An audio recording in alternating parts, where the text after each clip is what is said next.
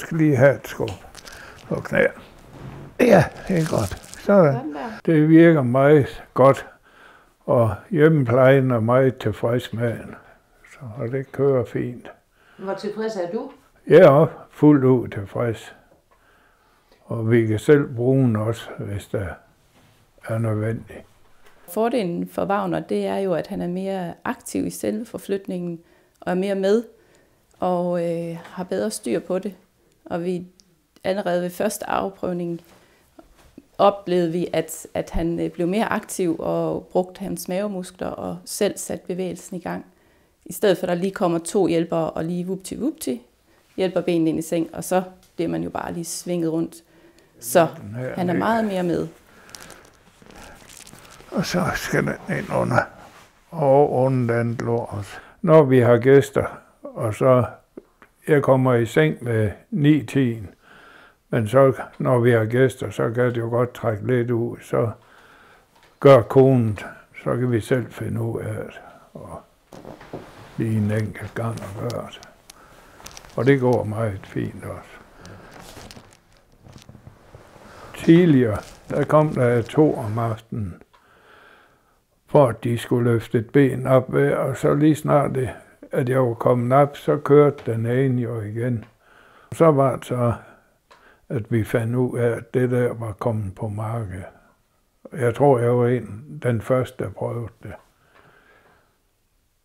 Og så gik det jo så sådan til, at de kunne spare en og komme herned. Er den langsom, den her også?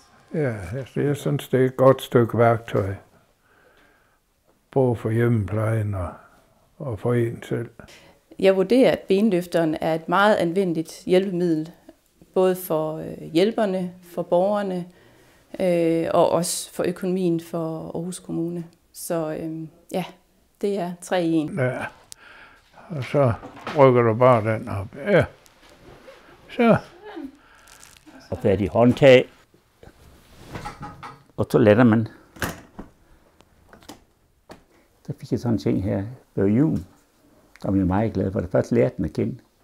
Det er meget nemmere. Og personalet var plejen var meget glad for det. De kunne løfte mine ben op til og komme i seng til. Jeg har skridstikker på gulvet, så jeg kan stå sikkert, når jeg hopper over i sengen. Jeg kan ikke lave noget som helst. De laver faktisk kun det, de tager mine sko, og nu i støttestrømmen er smører dem. Og så laver de ikke mere. Jeg har puden ligger over på mit bord, jeg har ved siden af her. Og dynen smider bare over til siden. Om morgenen hopper jeg selv ud af sengen. Og går på toilet og laver morgentoilet og det, der skal til. Hvor morgenen og alt det, så kommer plejen. Og giver mig støttestrømpe og sko på. Og så er jeg klar til dagens trapezzer. Og fat i håndtag. Og så letter man. Den største fordel er absolut, at jeg selv kan bestemme, når jeg kommer i seng. Jeg kan selv bestemme, hvornår jeg vil have benene op, og hvor lang tid jeg vil op. Og så er jeg også, den anden fordel, at jeg fri for at høre natplejen, og høre og klage over mine ben er så tunge. Jeg først begyndte at lære knapperne igen, så gik det fint. Og så efter jeg fik stilkelagene, jeg kom længere ind i sengen, og blev ligge bedre i sengen. Og så lægger jeg nogenlunde på plads her.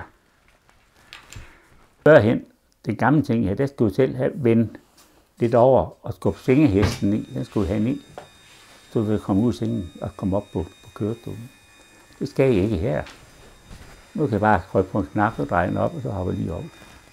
Vi har vurderet, at Per han har glæde af en ind- og udstillingsseng, fordi han har brugt mange kræfter på at komme ud af sengen, og han har ikke selv kunne få benene ind i seng.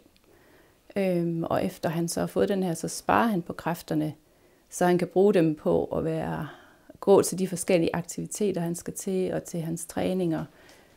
Og han kan også komme hen og få sig et hvil til middag.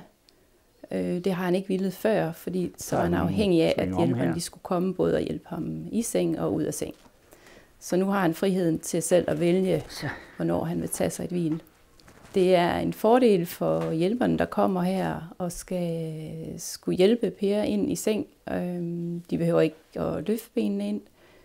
Nu klarer Per det selv, og så kommer de bare lige og hjælper med støttestrømmerne og får dem af.